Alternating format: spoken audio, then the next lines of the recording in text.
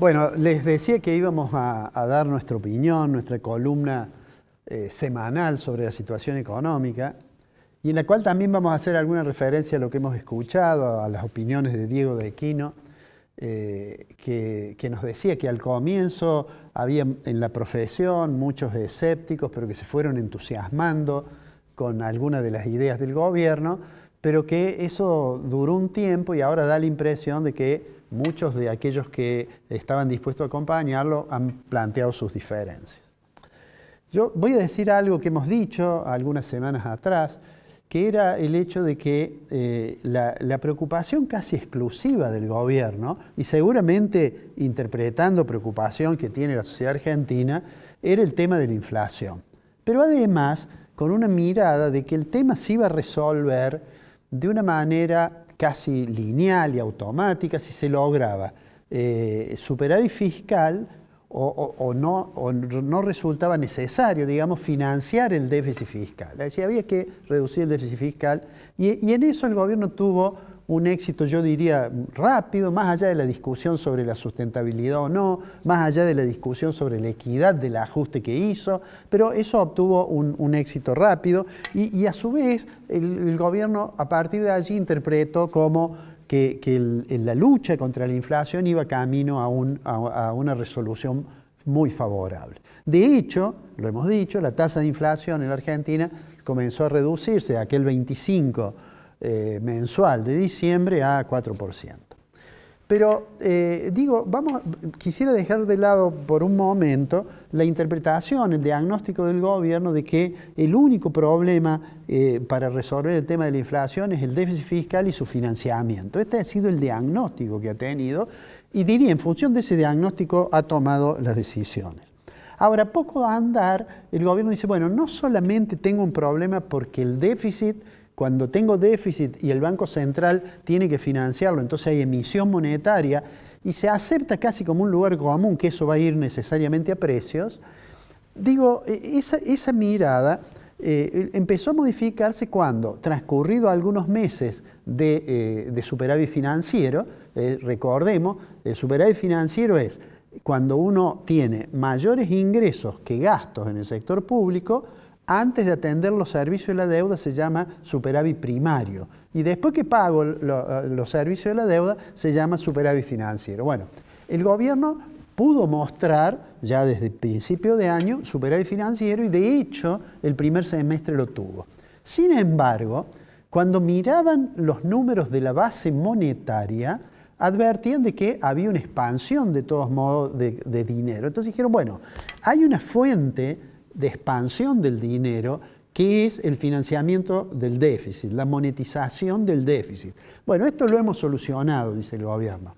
Entonces, digamos, comenzó a ver qué otros elementos había que explicaran el aumento de la cantidad de dinero. Y el elemento siguiente, que era obvio, era eso que se conoce como pasivos remunerados del Banco Central. ¿Qué son los pasivos remunerados? ¿O qué eran? Cuando el gobierno entra en déficit, el Banco Central con emisión monetaria financia ese déficit, eso aumenta la cantidad de dinero y entonces el gobierno le dice al Banco Central, saque un poco de dinero. ¿Y cómo lo saca? Colocándole un título a los bancos a cambio de ¿qué? De una tasa de interés. Y esa es la historia de las LEBACs, y esa es la historia de las LELIQs, y esa es la historia también de los pases. Es decir, sacar dinero a cambio de ¿qué? De una tasa de interés. Ahora, cuando se hace eso, por eso se llama pasivo, porque es un pasivo del Banco Central y es remunerado con la tasa de interés. Cuando se hace eso, es claro que cuando se venza ese título, ese pase, esa letra, va a tener que emitir para pagar los intereses. Entonces, el paso siguiente fue decir, bueno, vamos a tratar de resolver el problema de los pasivos remunerados del Banco Central. Y eso fue motivo de una conferencia en la cual habló el ministro de Economía, Caputo, y habló el presidente del Banco Central, y dijeron, mire, desde la semana que viene, nosotros lo que vamos a hacer es que en lugar de tener pases, en lugar de tener pasivos en el Banco Central, le vamos a pasar eso al Tesoro. Y entonces el Tesoro va a emitir una letra que la va a administrar el Banco Central, pero los intereses los va a pagar el Tesoro. Con lo cual, entonces no voy a tener esta necesidad de emisión. Digamos sobre eso que lo que eso implica, obviamente, es mayor ajuste fiscal, porque si el Tesoro va a tener que pagar además los intereses de esos títulos, va a tener que tener de alguna manera esos recursos. Ahora, el paso siguiente fue mirar, bueno, ¿qué otras fuentes hay que hagan aumentar la cantidad de dinero? Y entonces empezamos a escuchar una palabra que son puts, ¿qué es lo que es? Es una garantía, lo vamos a decir de una manera muy sencilla, cuando el gobierno quiere colocar un título y los bancos tienen cierta duda sobre si les conviene o no ese título, el Banco Central les dijo, mire, yo le doy una opción de venta, esos son los puts. ¿Qué quiere decir? Que cuando usted quiera me lo vende al precio que hemos pactado. Es decir, como una garantía adicional. Ahora, claro, cuando los bancos ejecutan esa garantía, aumenta la cantidad de dinero. Recordemos que hace un par de semanas el presidente acusó a un banco, lo acusó al Banco Macro, de que había ejecutado esa garantía, unos puts, por valor de 2 billones y además, digamos, tuvo juicios ya más o menos habituales en el presidente descalificándolos, pero eso aumentaba la cantidad de dinero, tuvo que salir el central a esterilizar, como se dice, a sacar dinero a raíz de esa operación de puts. Entonces, el gobierno está camino a tratar de resolver también, de sacarse esa preocupación de que haya expansión como consecuencia de esa garantía. Ya, de hecho, ayer hay una comunicación del central en la cual le dice a los bancos, mire, los títulos que tenían esta garantía, esta figura, esta opción de puts, en realidad no se computaban para medir cuál era el grado de exposición que tenían los bancos con el Tesoro, para darle la tranquilidad de esa red. Ahora acaba de decirle, bueno, en lo sucesivo, aunque usted entregue los puts, lo mismo, estos bonos no se van a computar para ver cuál es su grado de exposición con el Tesoro. Es un poco técnico, pero digamos que es como un paso previo para tratar de resolver lo de los puts. Y lo otro que el gobierno advirtió, obviamente, es que como el gobierno tiene que recuperar las reservas del Banco Central, se encontraba con que cada vez que compraba dólares ponía dinero en la economía y tenía que salir a esterilizarlo. Entonces se le ocurrió una maniobra que comenzó a regir ayer, que era decir, mire, el Banco Central, cuando compre dólares, ¿cuándo compra dólares el Banco Central? Cuando alguien exporta. Bueno, cuando ese señor exporte y yo le compre los dólares, ¿cuánto se los voy a pagar? A los exportadores, el Banco Central le está pagando el tipo de cambio oficial, el 80% por el mercado único y libre de cambio, el mercado oficial, y el 20% por el mercado financiero, el contado con liquidación. Eso supongamos que da 1.000 pesos el dólar. Entonces, si alguien me exporta por 100 dólares, el Banco Central le da 100.000 pesos y agarra los 100 dólares. Pero, como aumentó 100.000 pesos la cantidad de dinero, se le ocurrió que lo que podía hacer era ir a vender al mercado del contado con liquidación algunos dólares que los vende más caros, porque el contado con liquidación vale, digamos, 1.400. Entonces, tomé 100 dólares y pagué 100.000 pesos. Y después retiré, digamos, 100.000 pesos entregando, digamos, 70 dólares.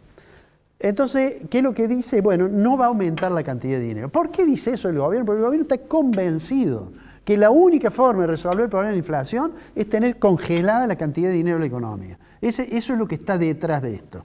Ahora, esta decisión, en realidad, va un poco en contra de otro objetivo que tenía el gobierno, que es decir, voy a recomponer las reservas internacionales del Banco Central, porque si yo compro 100 dólares y vendo 70, digamos, depende de cuánto sea la brecha entre el contado con liquidación y el mercado al cual cobran los exportadores, digo, si la brecha se achica, además, es obvio que cada vez va a acumular menos reserva.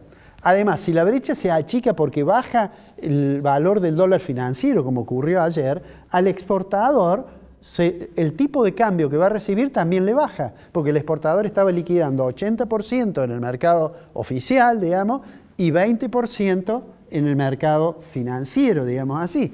si se empieza a achicar la brecha. O sea, que es una medida que uno podría decir que forma parte de esas decisiones de muy corto plazo. Mire, cuando venía para acá, para el canal, en una esquina había un joven que hacía malabarismos con 5 pelotitas. Y yo vi a ese joven y me pareció verlo al ministro Caputo. Caputo es un gran operador de lo financiero, una gran imaginación para poner en funcionamiento esto que pusieron en funcionamiento ayer, pero en realidad está haciendo un malabarismo financiero y uno debería desear que no le vaya a ocurrir lo que ocurrió a este joven que yo estaba viendo en esta esquina, que es que cuando se le cayó una pelotita se le cayeron todas. En realidad, el gobierno sigue con un diagnóstico casi exclusivamente pensado en términos de voy a frenar la inflación con contracción monetaria y voy a tomar medidas para lo financiero. Pero hay otro camino.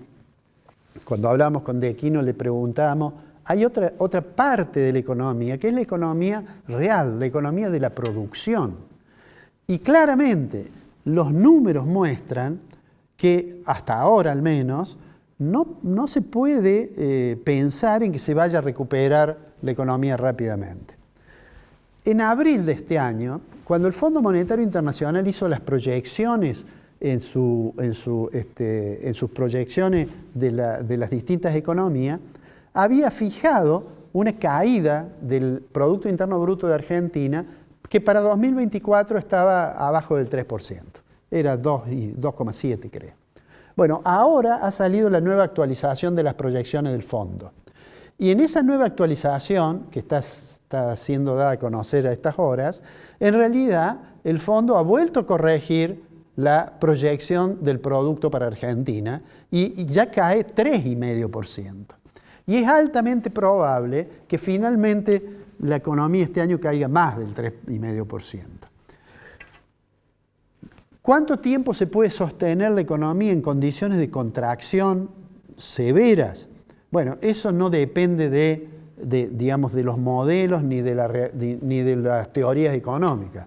Eso está en el mundo de la política.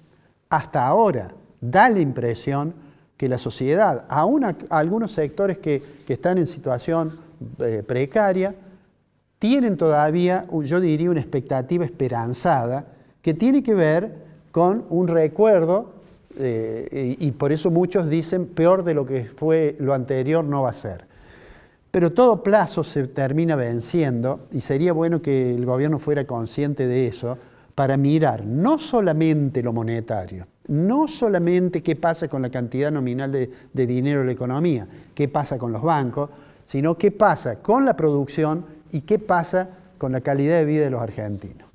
Ojalá el gobierno tenga capacidad para hacer las correcciones que surgen como necesarias para iniciar un proceso que ojalá alguna vez sea de crecimiento sostenido y que además tenga equidad.